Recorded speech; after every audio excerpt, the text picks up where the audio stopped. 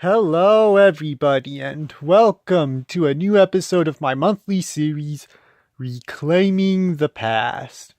The series in which I reacquire toys that I used to own when I was a kid. In this episode, we are looking at this guy right here. Now, this is the first one I have ever reclaimed. I reclaimed him years ago, long before I decided to do my Reclaiming the Past series. Because at the time I had a therapy session where I talked about one of my most traumatic experiences in my life. So much so that when I recalled it, it had a huge impact on me. I won't say how huge of an impact it was, but sufficeth to say that it was big enough for the person who was giving me the therapy session told me that I had to get another one. So my therapist told me something along the lines that losing him had left a hole in my heart that could not be filled unless I filled it with the very thing that made it in the first place. So a little background on why losing him had such an impact on me. The one I originally had was one of my most cherished possessions among everything I had ever owned. I had gotten him all the way back when I was in preschool. The police had visited the school one day. It was so long ago that I do not remember what the occasion was, but the cafeteria had all the tables lined up with stuffed toys. This guy was actually not my first choice. The thing that had immediately caught my eye was this shiny dragon. As soon as we had a chance to pick up which one we wanted, I moved to go get it, but some other kid got it before me. I was depressed that I could not get the one I really wanted, but I still had to pick something.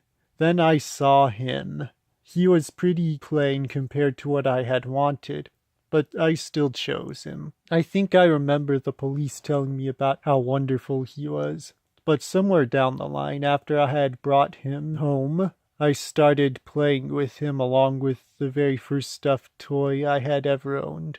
A penguin I named Penguin, and a helicopter I named Helicopter, and I started treasuring this guy with all my heart. He, along with the other two, got me through some of the darkest times in my life.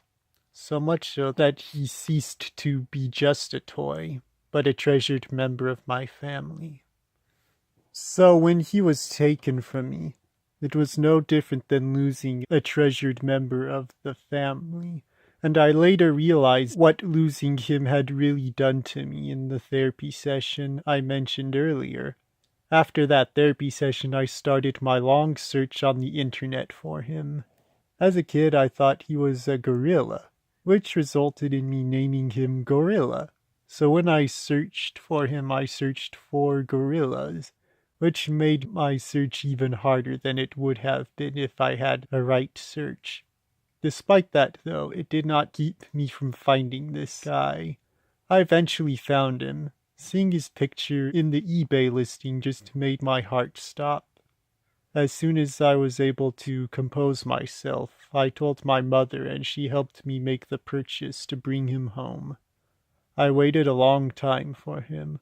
When he finally arrived, it was like a piece of me that had been violently ripped from me was finally put back.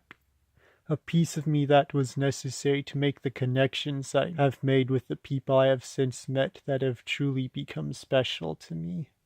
And I will always credit this guy for helping me become the man I am today, and the man I hope to be in the days yet to come as of this recording. Well, that is that. I hope you all enjoyed this special episode today.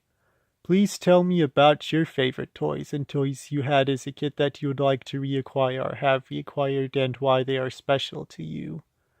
Please be sure to check out my gaming channel and Twitch channel linked in the description below, and I will see you all next time. Bye.